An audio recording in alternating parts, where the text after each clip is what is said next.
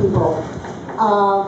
I am a pioneer lesbian playwright. I have been doing theater and contributing to the cultural scene in San Francisco since 1974.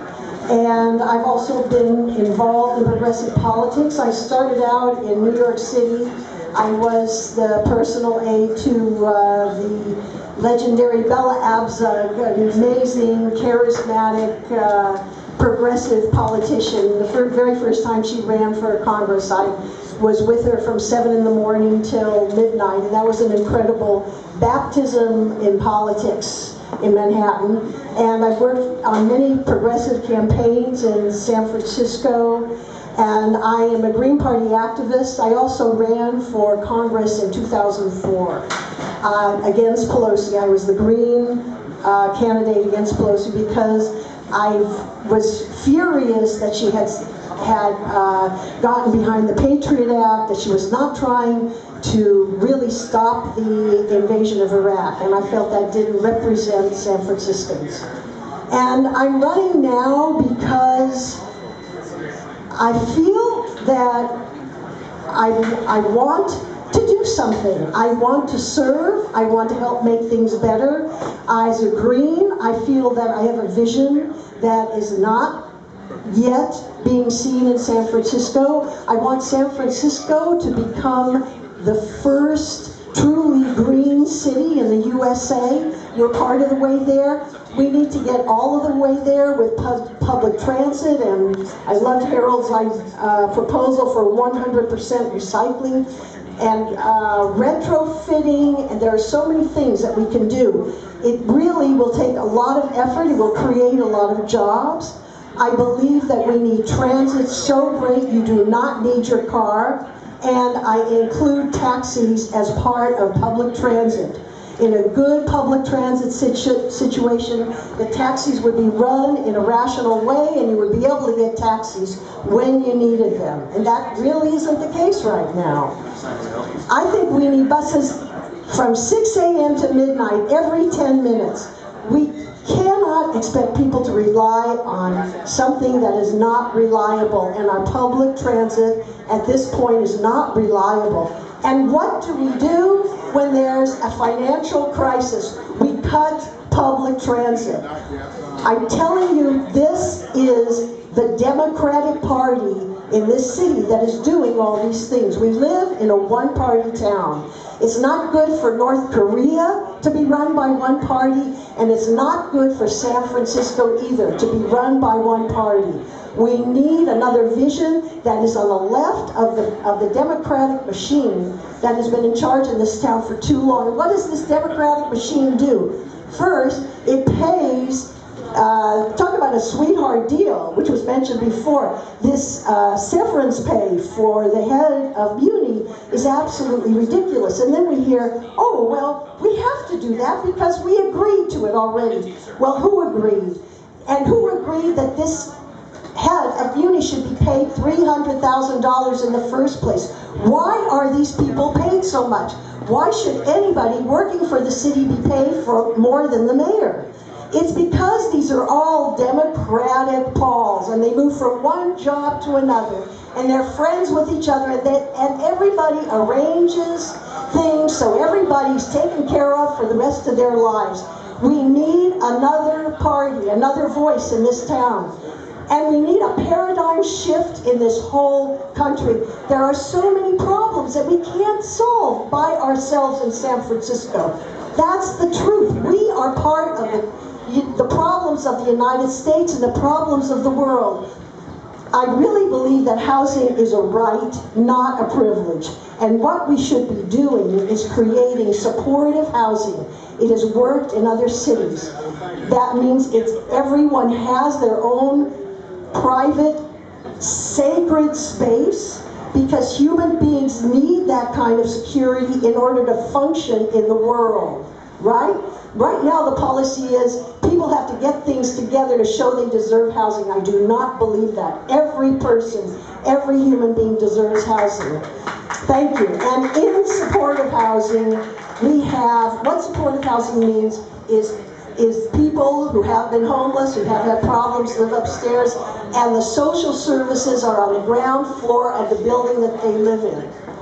This is how you can get help to people who have gotten too far down to be able to pull themselves up. But obviously the housing problem cannot be solved by San Francisco alone. We need, in our whole country, to have a humane policy, and for that we need another vision, and we need a voice, a strong voice to the left of the Democratic Party. We need people who, the Democrats are not doing their job of taking care of people who need help. Look what's happening on the right. The people who don't think the Republicans are right-wing enough, they are organizing, they are taking power. On the left, everybody says, oh, no, we can't do anything. We've just got to work within the Democratic Party. It ain't working, folks. You think I'm an outsider because I'm a Green?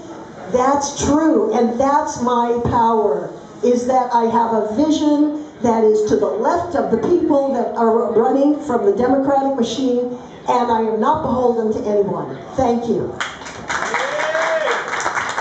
Thank you. And I'd like to take your questions. I have to say I've learned a whole lot just from listening to your questions and to the answers of the other candidates. And I hope I can do as well as them. Yes? What are your feelings about privatization, especially the privatization of Golden Gate Park and the increasing roles of public-private partnerships and things like that? Well, every public-private partnership has to be considered one by one, case by case. Some of them, I think, are working, like the ones, you know, with the Beach Chalet and Park Chalet. But the privatization that raises the price of people to go and use their own park is outrageous. And especially, it's so ridiculous at a time when people have less money that again and again, we're trying to get the money from the people at the bottom. There are other ways to get money, folks, and we've got to demand that that happens. We can't accept these things, yes?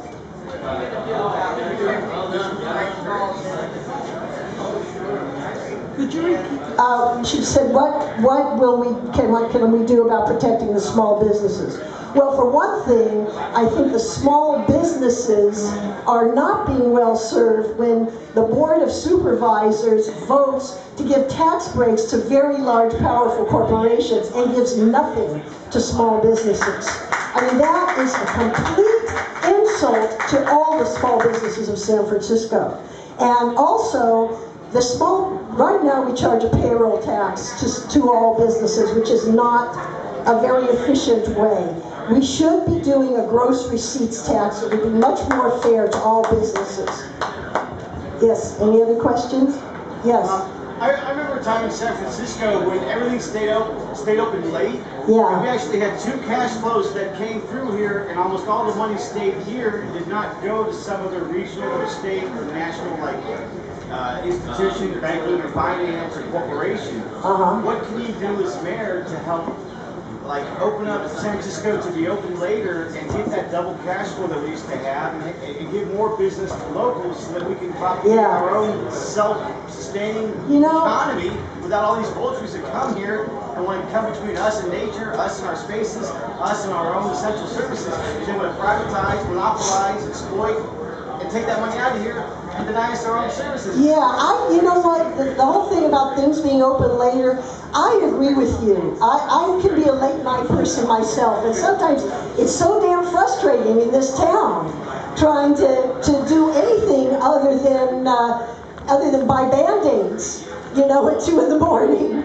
And so but I honestly, I'm not sure what you would do. I think there are perhaps regulations that make things close earlier that I would like to change, because I feel there should be a lot more happening late at night in San Francisco. Yes. How much money do you think it would take to update the transportation system, and where do you propose to get it? Okay, so first I want to talk about this question, where do you propose to get it? I feel that in itself is a loaded question. And I question why we always are asking that. I mean, not that ultimately we don't have to decide, of course, how we're going to pay for anything. But the fact was, when we invaded Iraq, nobody asked, where are we going to get the money? When we bailed out Wall Street for $800 billion, nobody said, where are we going to get the money? Now, what I'm saying is, if there is a political will to make something happen, you can make it happen. And I do believe what I am talking about is simply more buses and more bus drivers. It is really not, and I also have to say, I lived in Amsterdam, which had very wonderful bike lanes separated from the traffic by curbs, so that the bikes on very long distance, there was very many areas where the bikes and the cars did not interact. I feel we need truly safe, dedicated bike lanes in this city. It's too dangerous to bicycle around now. That's part of public transit too, is making it really, really safe to bike. But I'm not talking about digging underground in a huge, enormous developmental project of trams. I'm talking about, let's make it so people can get where they need to go, when they need to go, from 6 in the morning to midnight every 10 minutes, and then from midnight to 6 in the morning every half hour.